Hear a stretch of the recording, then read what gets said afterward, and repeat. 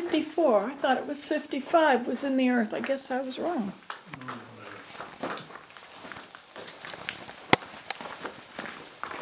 Okay, this next section, Okay, I you want got you it to back here, have. yeah.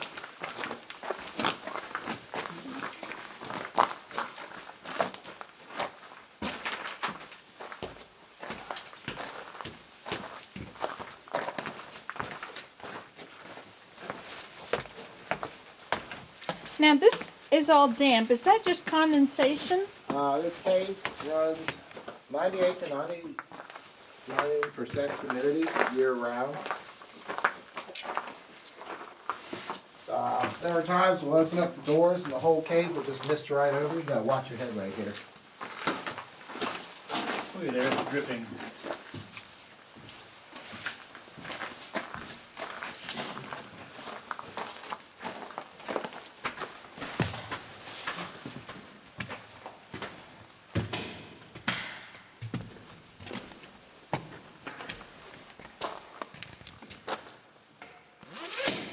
Okay, we are now at the bottom of the cave now.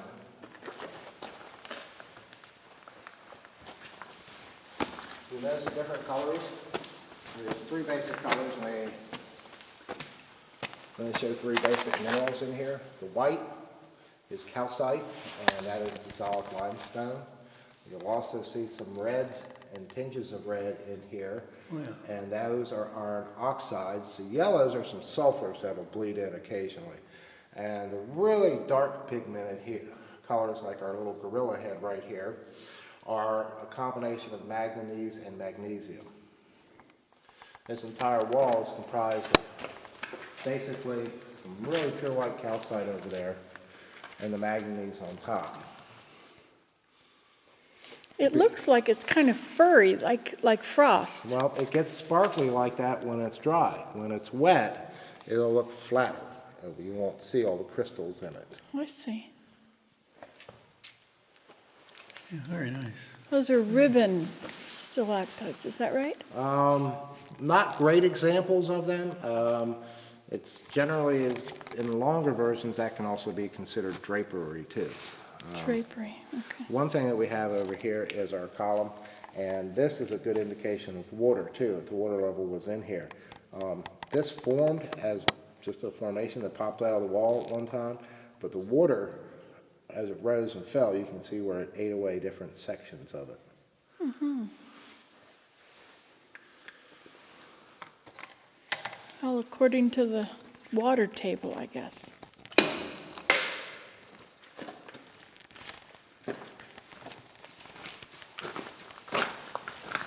Now, would there still be a river in here if, Some caves still carry them.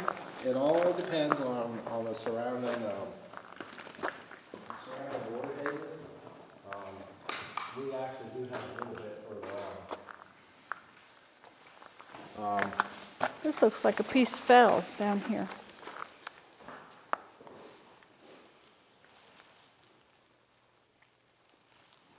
That piece is still moving. Actually, right now you are standing in front of bouncing rock.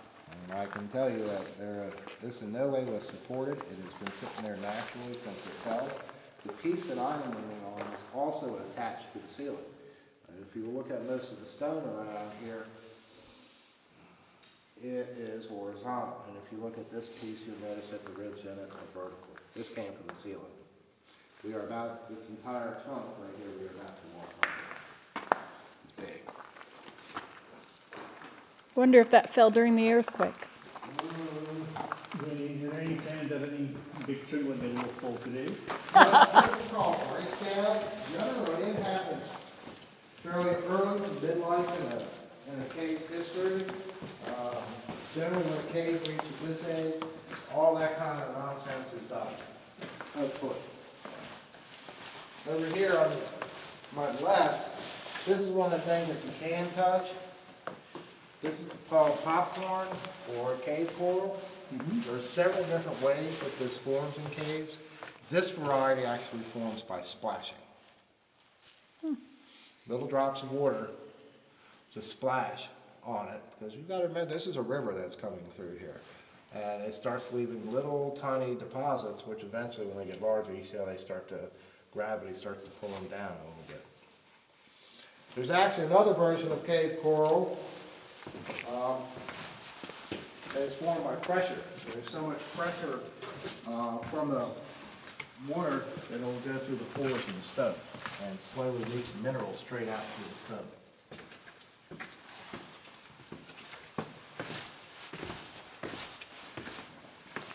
Look at this little archway. Wow.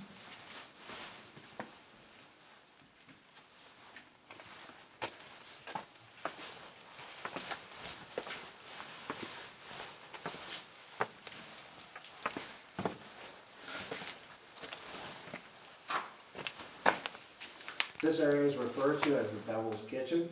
It is the lowest spot in the cave. If you look directly above us, we're about as far as the eye can see, is about 65 feet up, and we have another 100 foot of soil on top of that. Right in the back, one of the reasons why there is so much coral here, or popcorn, is we have what's called Rainbow Falls. This was a full-run waterfall at one time. And if you all go all the way down here, you can actually see in the back where first it actually eroded out, and then the waterfall started to redeposit on there. You can go ahead down there and take a look. Okay, so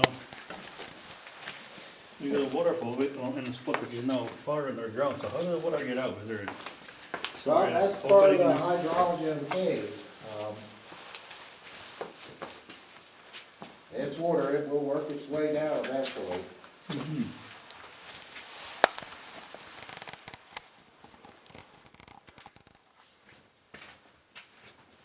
Now, supposedly, as the story goes, this is also called the Devil's Kitchen because at one time there were two sisters down here. And the devil popped up and was supposedly trying to grab one. And one sister picked up a rock and threw it at the devil, and that is supposed to be his handprint on the rock. Oh, I see. Okay? Impressive. Good.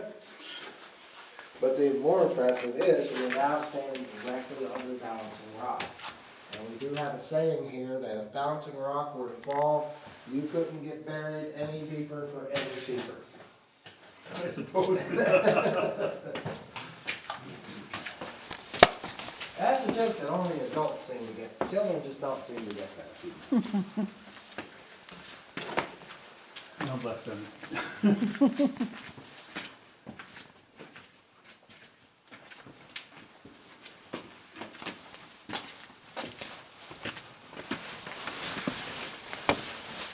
Before these stairs were here, it must have been quite a hefty climb up rocks. Yes, it is. I used to do a bunch of caving when I was younger, and I can tell you that it is. Still do a little bit right now. Now, is that in an empty cave, you mean, or in water? Both. I don't do water. Some caves still have rivers going through that. Is that spelunking or something?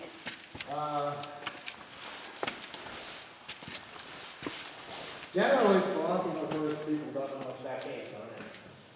People doing. They call themselves cavers. If they tell them point This is called the Grand Council Room. This is technically the largest chamber, even though it's attached to the one behind us. This is the largest chamber in the cave. What about the ballroom, whatever? Is that larger? No, this one isn't. Okay. Because technically it kind of ends over there. How they survey these things, do a cave survey, you basically come in with a compass and a tape measure and you measure.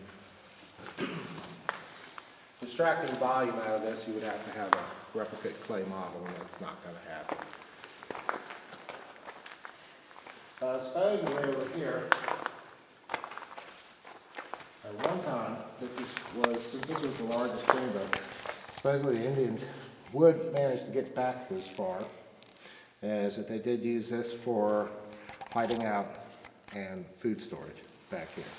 And we have a formation here that actually looks a lot like Chief Rock Eagle, who was the chief of the Seneca Indians back then. You can supposedly see his hair coming down, his earrings, and his face right there.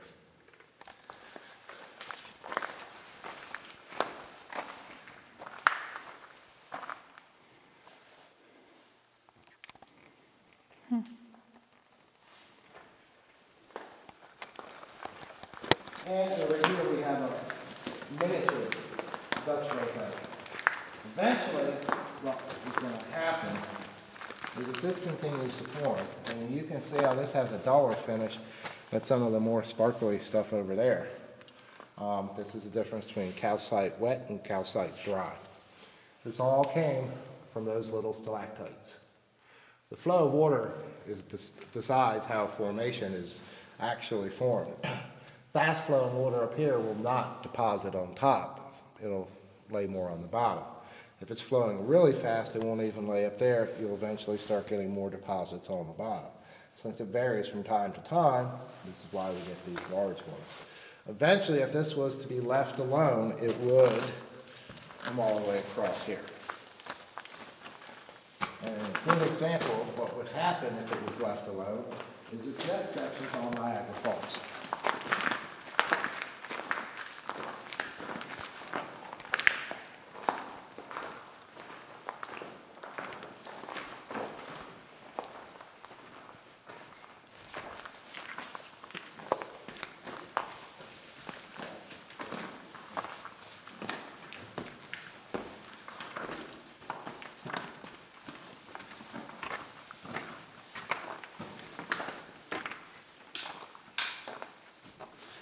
The entire area that you just walked through up to here, and all of this is all comprised of flowstone. This is where we kind of pick up Laban Peter's journey again.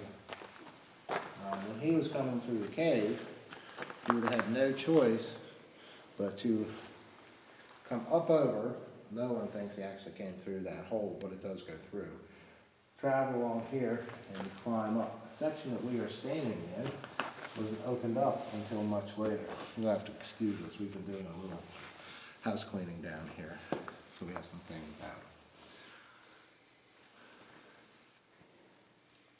But when Laban Peter came through, he just hopped right up there. This next section, Lover's Lane, was cut out from the commercialization of the cave. You can imagine coming through here, it would eventually just pinch down to almost nothing.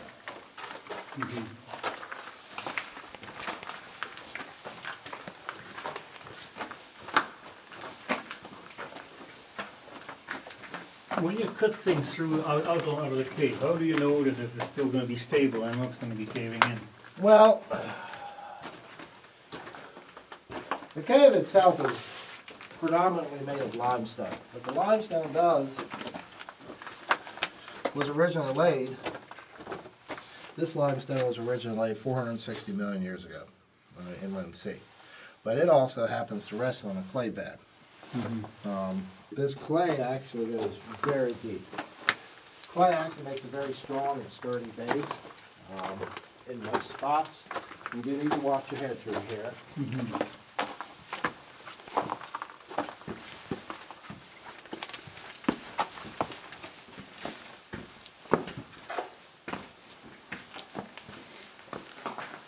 So he came up through there.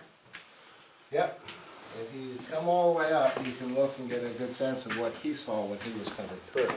We are still standing in a cut-out area. Right, so he went all the way to that little... Probably all the way and right down over through this area. So you must have crawled on the last part of it. Well, and he was looking for water. He didn't find that river yet. Nope, not yet. So this is a crack where a fault line, right? Where it's... Yeah, so you can actually see lots of little ones up in the ceiling.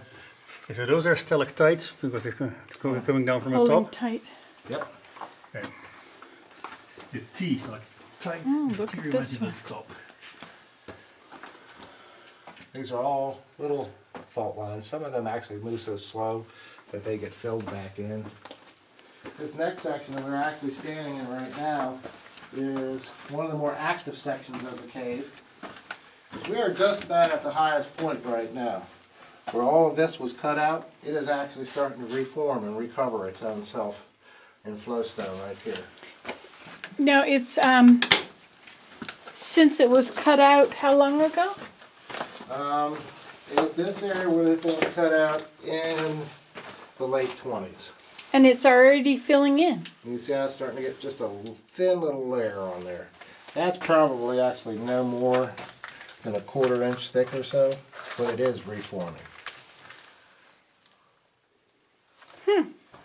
That's pretty quick, I guess.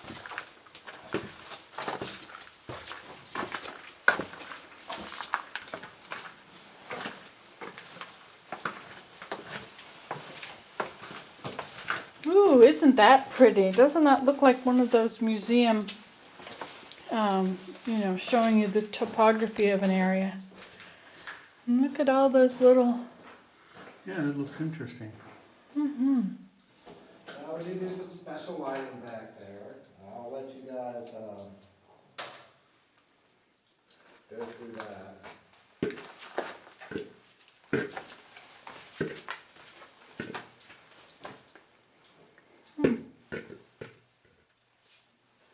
This area is called Fairyland. Like I said, it is one of the more active areas of the cave.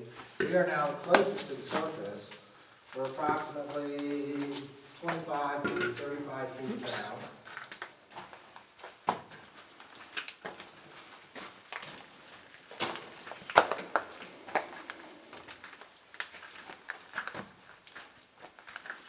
All the little ones you see here, there are several different types of stalactites. The ones that you see here, very thin, narrow ones, are called soda straws. Soda straws. What's happening is that at this point the water is flowing so fast through there, it doesn't have time to leave any deposits on the interior, it just leaves them on the outside. These can get to be 20 to 30 feet long in some areas. What they used to do is they used to break them off and give them away for souvenirs. We no longer permit that practice. And if you guys are up for it, this is where we always do cave darkness. You want the area dark? Nope. Cave what? Cave darkness. Darkness. Cave darkness. Okay, we have to, yeah, we'll be fine. We'll be fine. Okay, that's okay. Biggest thing about cave darkness is this is the absolute blackest you will ever experience in your life. Even if you were on the surface, in a basement with curtains, it would not be this dark. There is still too much reflected light up there. I still see some light here. That is your Well, that's my camera. your Oops. camera. That's a little bit from her camera. We actually have that happen a lot with cell phone. If you were to stay down here 30 days or longer, you would go temporarily blind. Your receptors in your eyes are no longer functioning. They atrophy just a touch, and it takes a while to actually get your light senses back. Every animal that lives in a cave full time is blind and loses all its pigmentation. If you were to stay down here for a certain amount of time, you'd also lose your pigmentation. One of the neat things about this is that you need to realize that when Laban Peter first came through here, he was dealing with a light not much brighter than this to see through. This is how he came through the cave. Nothing more than a torch and an oil lantern. If he was to lose his lighting in here, he would probably have perished. There are a lot of people who do get dropped in caves as the first people, and there are a lot of cases where they have lost their lights and died. I actually spent a lot of time in these caves, and I can tell you that as much time as I spend in them, I can't walk through them without the lights on, and I've tried. After a while, you just lose your sense of direction. What you think you know, it's amazing. You can't do it.